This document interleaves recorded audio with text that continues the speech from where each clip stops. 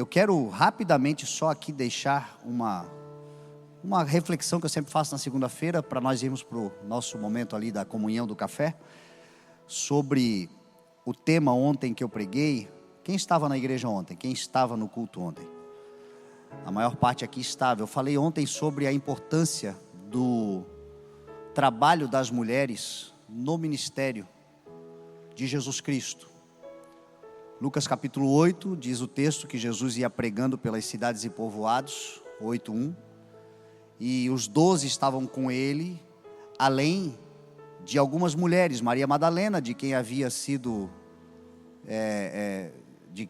a quem o Senhor havia libertado de 7 espíritos malignos. Também estava Joana, mulher de Cusa, administrador da casa de Herodes, Susana, e muitas outras mulheres, diz o texto, e estas mulheres ajudavam a sustentá-los com seus bens. A importância do trabalho feminino no ministério de Jesus Cristo, e trazendo aqui para nós, já que nós estamos entre várias congregações, a importância, a relevância e a condição, de serem indispensáveis as mulheres que hoje servem no corpo ministerial dessa igreja. Eu faço questão de falar agora, até por uma questão de Jesus em Marcos capítulo 16, ele disse que os discípulos deveriam sair para ir pregar o evangelho, e diz a palavra que Jesus foi levado aos céus, e os discípulos saíram então para pregar o evangelho, e o Espírito Santo de Deus cooperava com eles através dos sinais que confirmavam a palavra que eles pregavam. Estar falando isso aqui hoje é uma confirmação por coisas que aconteceram aqui hoje à noite, que aconteceram aqui na segunda-feira passada, e que tem a ver com mulheres. Ontem nós tivemos um culto maravilhoso, a pregação. Na semana passada, na segunda-feira, eu estava aqui e tive uma conversa longa com a Edna. Eu não sei se ela está aqui. A Edna está aí? A Edna não, acho que hoje ela não veio. E a Edna me falava sobre o trabalho evangelístico e a necessidade que há numa congregação que na época do pai pertencia ao CI, depois naquela ruptura, quando o pai faleceu, eles acabaram seguindo um ministério próprio, mas hoje estão necessitados de cuidado, de apoio. E a Edna, que era uma das colunas daquele lugar, está congregando conosco e tem mantido contato com eles. E eu disse a ela: Edna, conversa com eles, se eles quiserem voltar para casa, nós estamos aqui para servi-los. Se eles quiserem o nosso apoio, nós estamos aqui para ir. E agora há pouco, conversando aqui com a irmã Iva, né? Ive. É Ive? Ive. E ela é uma mulher que mora em Porto Belo. Ela é uma empresária lá em Porto Belo, e Deus colocou no coração dela de auxiliar na edificação e no desenvolvimento de uma congregação em Porto Belo. E está conhecendo a igreja, e eu disse a ela: olha, vamos caminhar juntos, nós temos uma palavra de ir, mas o nosso coração está em entender o tempo e o modo de todas as coisas, e a gente também entende que igreja nasce.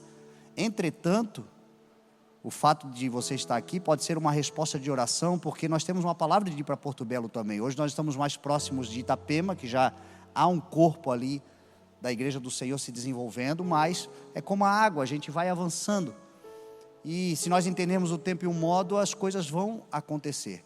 Mas qual é a curiosidade? Por que eu estou falando isso? Porque são coisas relevantes, importantíssimas, que podem ser projeto de Deus para o nosso tempo, e Deus utilizando mulheres. O ministério de Jesus era um ministério em que elas ajudavam a sustentar com os seus bens, com os seus talentos, com a sua disponibilidade. E eu falo isso porque muitas vezes a nossa estrutura denominacional impede as mulheres de se desenvolverem, de avançarem, de crescerem. E às vezes nós temos até uma resposta religiosa,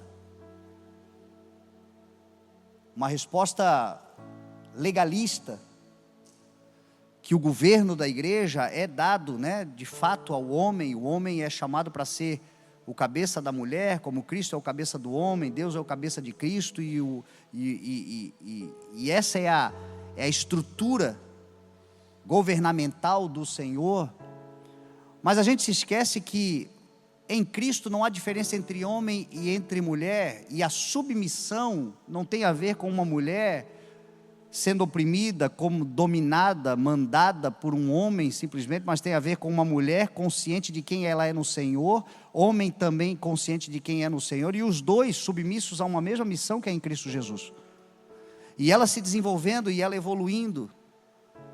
Eu já vi muitos ministérios em que as mulheres não têm oportunidade de servir e de avançar, de crescerem, de se desenvolverem espiritualmente, porque sempre levanta alguém dizendo assim: a gente tem que cuidar porque a gente pode estar colocando o espírito de Jezabel dentro da igreja. Quem aqui já ouviu isso? Que mulher não pode ter voz porque o espírito de Jezabel pode atuar dentro da igreja. E o espírito de Absalão? E o espírito de Geazi? E o espírito de Acabe? E quantos espíritos? E o espírito de Judas? Se é para colocar gênero masculino e feminino, olha que Jezabel atua também na igreja, pode atuar, mas não dando oportunidade para as mulheres se desenvolverem e crescerem, a gente pode estar impedindo um espírito de Abigail de se manifestar também.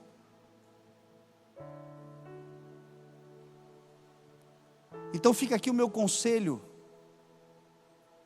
criem departamentos, escola, ensino, oportunidades, para que as mulheres que temos entre nós possam se desenvolver e crescer. O ministério de Jesus foi muito abençoado, porque continha nele mulheres que têm um olhar, que tem um coração, que tem uma sensibilidade, que tem uma capacidade, que muitas vezes nós homens não temos, e é por isso que Deus disse que não é bom que o homem ande só. Ele não estava falando só do matrimônio, ele não estava falando só da família, ele também estava já preparando o ambiente para a sua igreja, porque a sua igreja é promovida através de uma casa, através de uma família. Um homem e uma mulher bem alicerçados no Senhor, cada qual entendendo qual a sua função, mas é a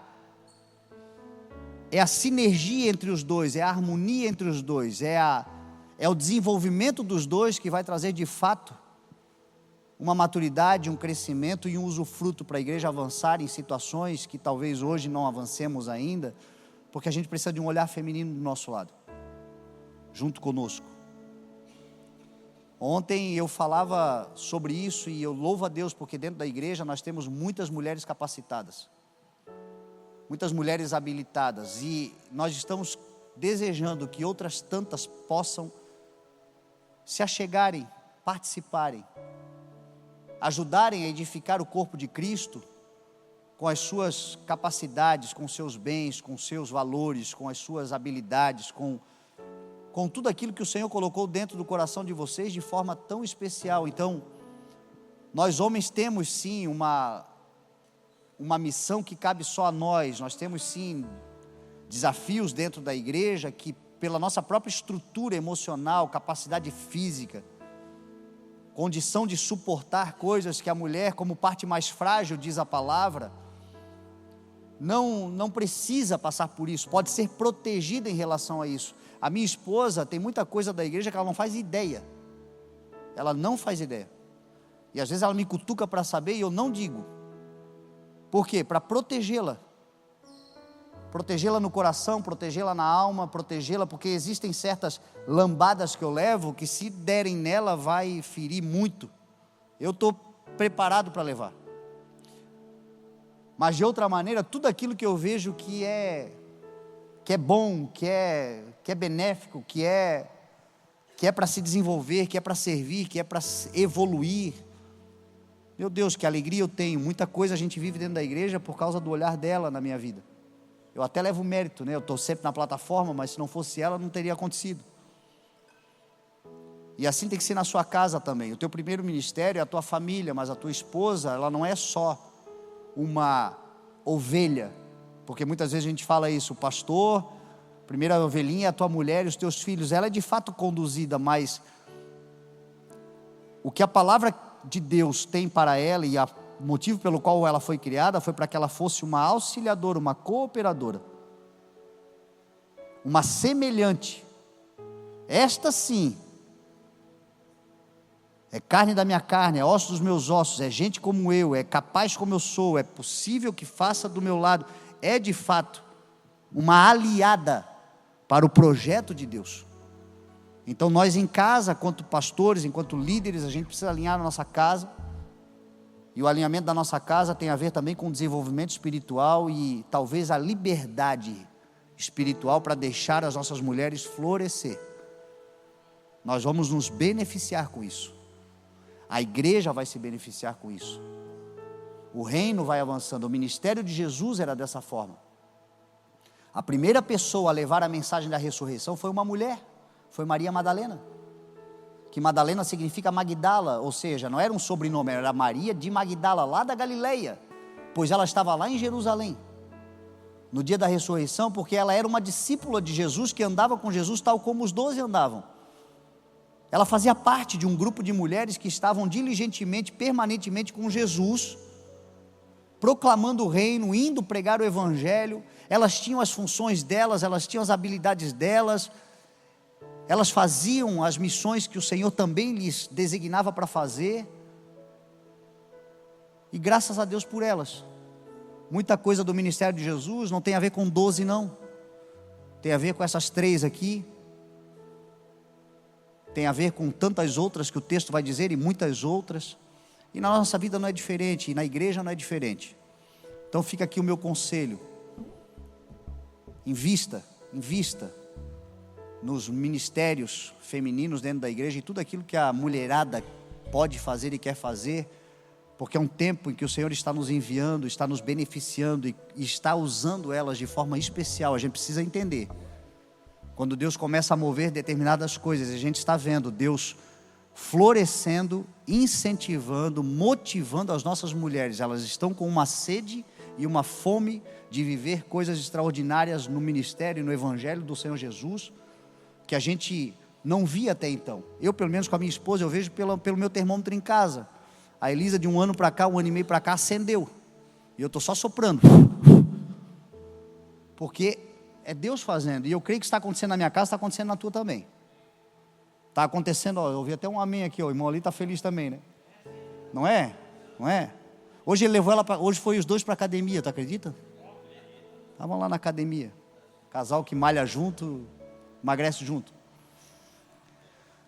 Enfim, eu percebo que é um tempo favorável de Deus para nós enquanto ministério, onde Ele está derramando uma graça especial sobre as mulheres dessa casa.